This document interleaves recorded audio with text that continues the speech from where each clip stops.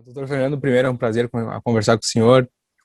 A minha pergunta com relação ao artigo, nesse último ano, então, foi vista uma valorização no preço pago pelo saco do milho. Isso pode ser que vai tornar, então, a produção ela ainda mais atrativa. A minha pergunta é com relação ao custo dessa produção.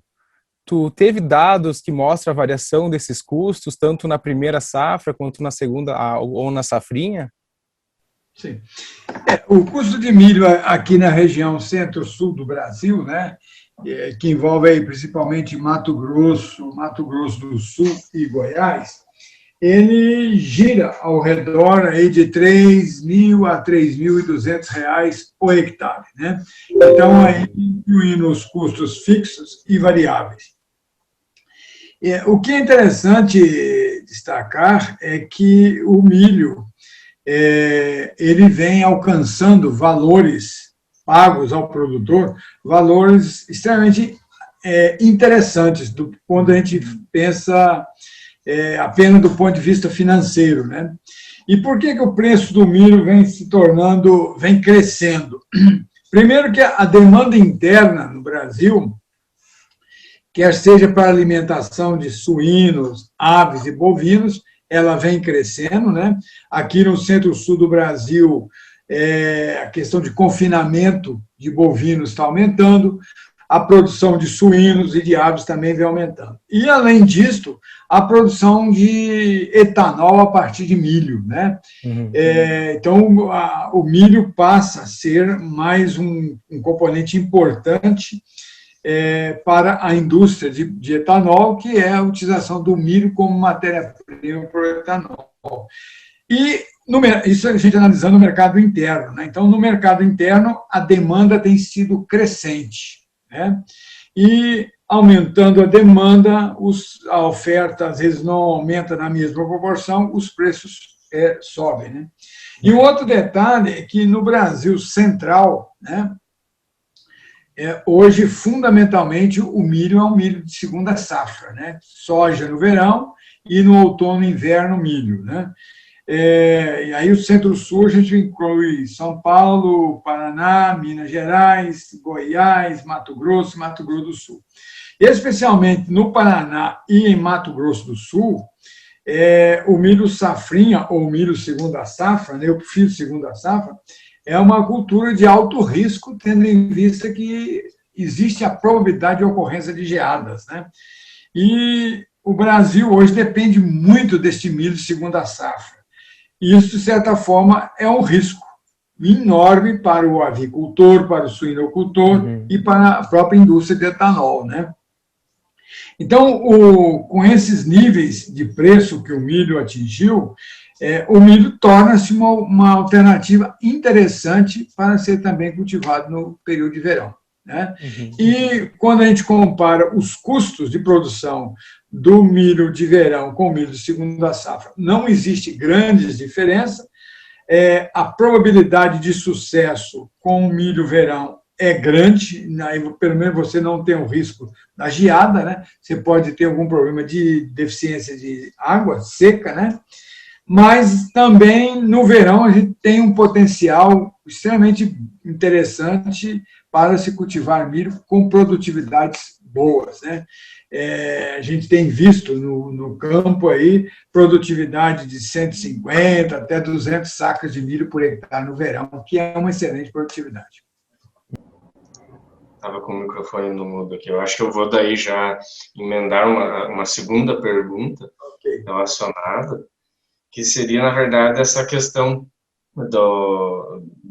que no artigo foi falado do sistema soja, né, no verão, milho safrina, milho no outono e inverno, que é o mais comum, e sobre essa questão da diferença, o que seria uma diferença de receita e de rentabilidade entre o sistema soja, milho safrinha, que é esse mais comum hoje, né, e um sistema que é o que é proposto no artigo, que seria de incluir o milho na primeira safra, como uma forma de reduzir os riscos, né, climáticos, enfim, riscos de frustração de safra.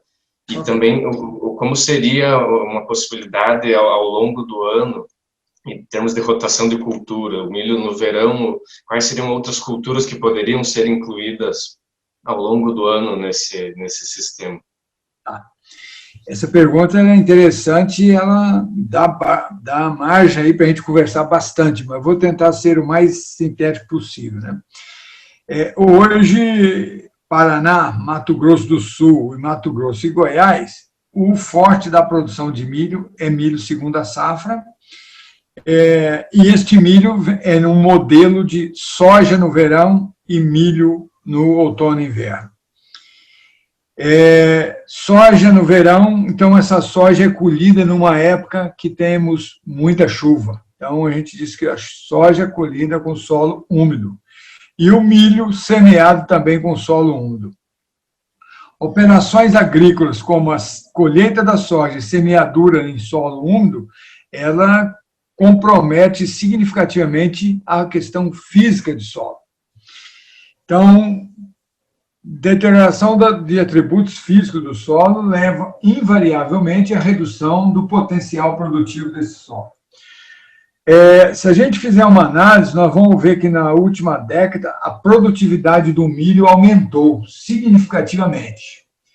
O mesmo não aconteceu com a soja. O que tem se observado?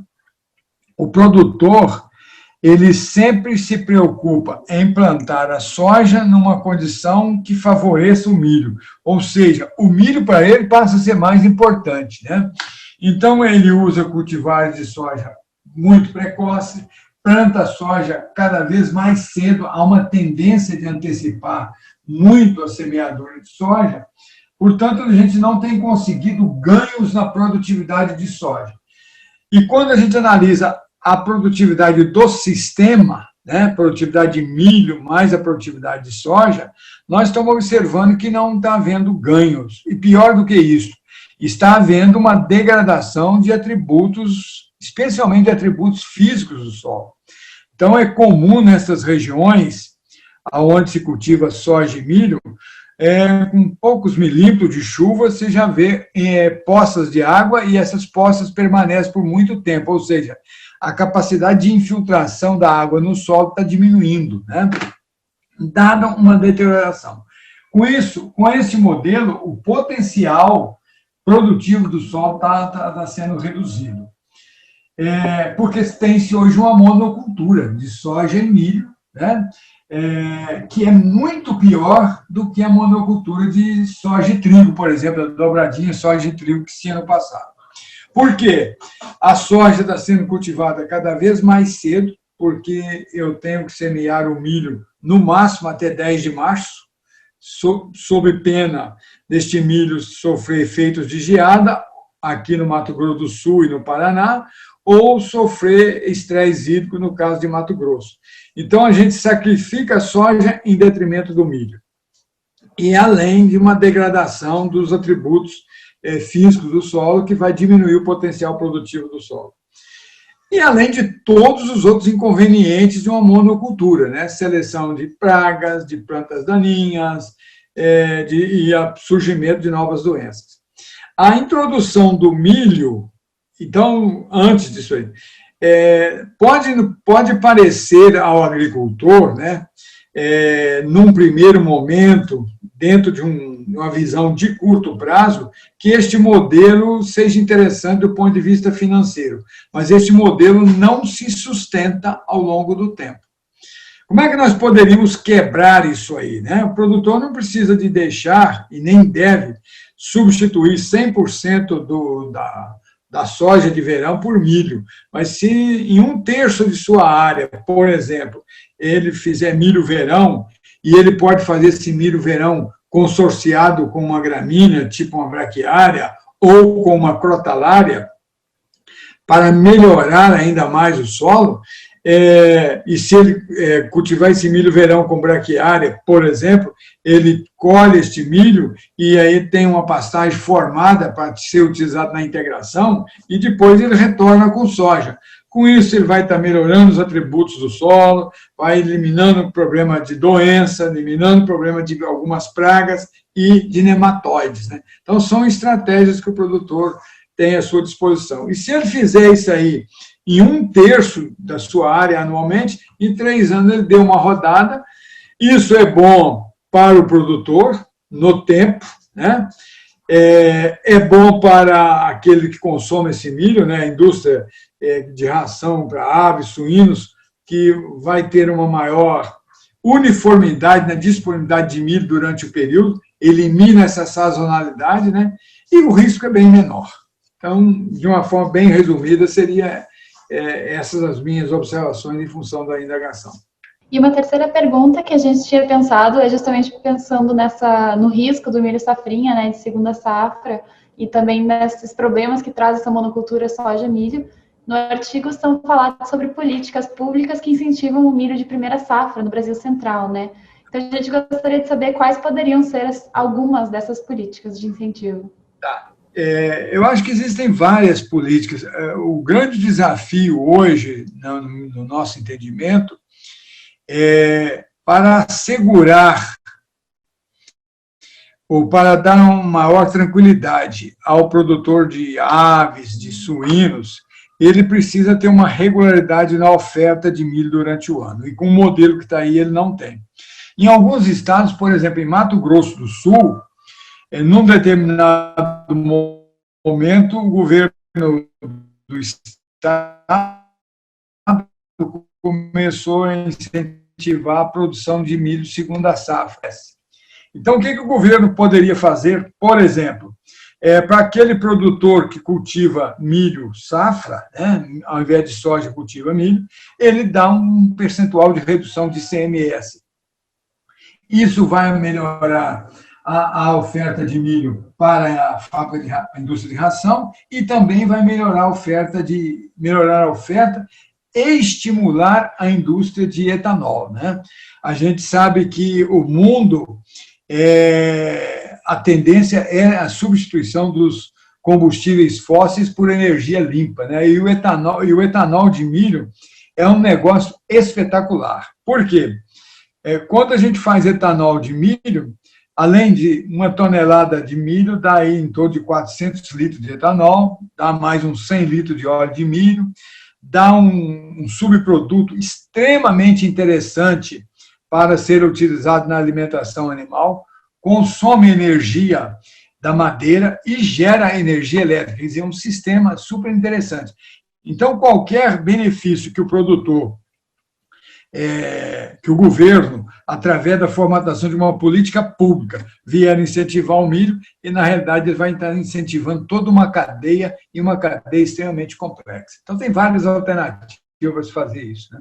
E que vai beneficiar, isso que é mais importante, beneficia o consumidor de etanol, aquele que planta a floresta para produzir lenha para a indústria, aquele que vai ter acesso ao subproduto DGD lá para alimentação animal e assim sucessivamente, né? Ok?